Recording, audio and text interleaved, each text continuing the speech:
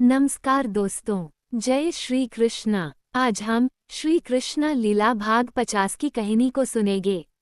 अगर आप चैनल में नए हो तो चैनल को सब्सक्राइब करके कृष्णा लीला भाग 1 से लेकर भाग 49 तक की कहानी को जरूर सुने।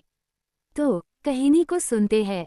द्वारिका में अर्जुन श्री कृष्ण की बहन सुभद्रा को एक बिगड़ैल हाथी से बचाते हैं। हस्तिनापुर में शकुनी बलराम को श्री कृष्ण के विरुद्ध भड़का कर ऐसी चाल चलता है कि बलराम दुर्योधन को अपना शिष्य बनाकर उसे गदायुद्ध लड़ना सिखाने लगते हैं।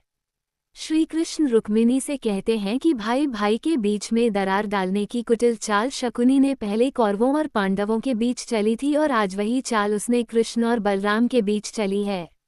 शकुनी की दूसरी योजना यह है कि किसी प्रकार सुभद्रा का विवाह दुर्योधन से हो जाए ताकि भविष्य में जब कौरवों और पांडवों के बीच सत्ता संघर्ष हो तो बलराम उनके पक्ष में खड़े हों।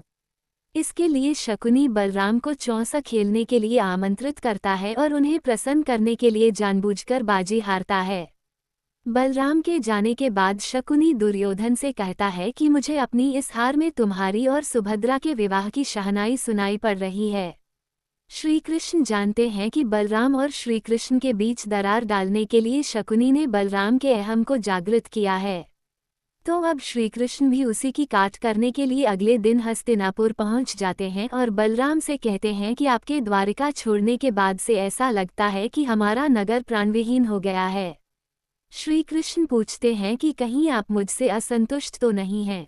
मैं आपके बिना नहीं रह सकता। वह बलराम को उनकी पत्नी रेवती की बेचैनी भी बताते हैं। बलराम श्री कृष्ण की अपनत्व भरी मीठी बातों से भावुक होते हैं और कहते हैं कि वो कभी द्वारिका और कृष्ण को नहीं छोड़ सकते हैं। तब श्री कृष्ण वापस द्वारिका चलने को कहते हैं। इस पर बलराम कहते हैं कि मैं दुर्योधन को गदायुद्ध सिखाने के लिए वचनबद्ध हूँ। शिक्षा पूरी होते ही मैं वापस आ जाऊंगा। श्री कृष्ण कहते हैं कि बलदाऊ भैया, आप कितने भोले हैं, अपनों को छोड़कर पराये लोगों में निवास कर रहे हैं। बलराम कहते हैं कि दुर्योधन कोई पराया नहीं है। श्री कृष्ण कहते हैं कि अपना भी नहीं है।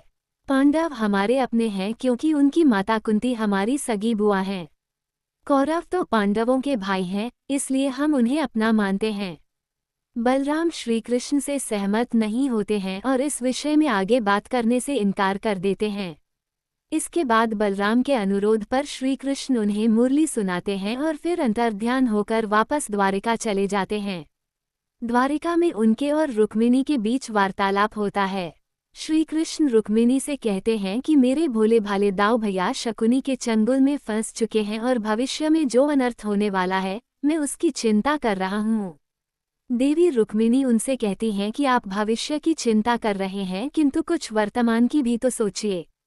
आपकी माया ने दोनों के मन में प्रेम के बीज तो डाल दिए हैं किंतु दोनों ही उस प्रेम को अभिव्यक्त करने में संकोच कर रहे हैं। ऐसे में संबंध कैसे होगा? श्री कृष्ण कहते हैं कि यह संबंध जरूर होगा क्योंकि भविष्य में कौरवों और पांडवों की लड़ाई में समस्त कुरुवंश का खात्मा हो जाएगा और केवल एक फूल बचेगा और यह फूल सुभद्रा के गर्भ से पैदा होने वाला है। यही विधि का विधान है। रुक्मिणी श्री कृष्ण की बातों से सिहर हो उठती हैं। श्री कृष्ण आगे कहते हैं कि भविष्य में भीषण युद्ध होने वाला है जिसमें भाई भाई के प्राण हरण करेगा, पिता पुत्र को मारेगा, शिष्य गुरु को जीवित नहीं छोड़ेगा, कुरु जैसे महान साम्राज्य का नाश हो जाएगा। इसलिए मैं सुभद्रा और अर्जुन का विवाह कराकर इस कुरुवंश के एक वंशज को बचाना चाहता हूँ। देवी रुक्मिणी कहती हैं कि इसके लिए आप पहले दोनों का मिलन तो कराइए। देखिए, दोनों शिकार करने गए हैं किंतु एक पहाड़ी के इस ओर है और दूसरा उस ओर।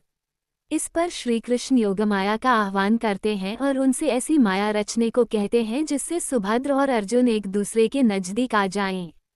इसके बाद एक राक्षस वन में सुभद्रा के रथ का मार्ग रोकता है और भयंकर अट्टहास कर उन्हें भयभीत करता है। सुभद्रा के बाण राक्षस पर आघात नहीं पहुंचा पाते। राक्षस सुभद्रा को रथ समेत उठाकर आकाश मार्ग से जाने लगता है। सुभद्रा अपनी रक्षा के लिए भाई कृष्ण को पुकारती हैं। अर्जुन ये दृश्य देखते हैं और राक्षस को ललकारते हैं। अर्जुन के साधारण बाण मायावी राक्षस को नहीं भेद पाते। तब अर्जुन दिव्य बाण का संधान कर राक्षस को आघात पहुंचाते हैं। राक्षस को वहां से भागना पड़ता है, किंतु वो इसके पहले सुभद्रा को आग की ज्वाला के बीच घेर देता है। सुभद्रा सहायता के लिए अर्जुन को पुकारती हैं। अर्जुन अग्निघेरे को लांघकर सुभद्रा को सुरक्षित बाहर निकाल लाते हैं। सुभद्रा अचेत हो चुकी हैं। उन्हें चेतना में लाने के लिए अर्जुन उन्हें एक पहाड़ी झरने के नीचे ले जाते हैं। इस तरह योगमाया दोनों को निकट लाने का कार्य पूरा करने में सफल होती हैं। अर्जुन झरने का शीतल जल पिलाकर सुभद्रा की तपिश शांत करते हैं। उनके घावों पर जड़ी बूटी लगाते हैं। इसके बाद अर्जुन सुभद्रा के प्रति अपने प्रेम की अभिव्यक्ति करते हैं। सुभद्रा शर्माते हुए उनके प्रेम को स्वीकार करती हैं। दोस्तों, श्री कृष्ण लीला भाग 50 समाप्त हो गया है। अगर आप भाग 51 की कहानी को सुनना चाहते हैं तो हमारे चैनल के साथ बने रहें। जय श्री कृष्ण।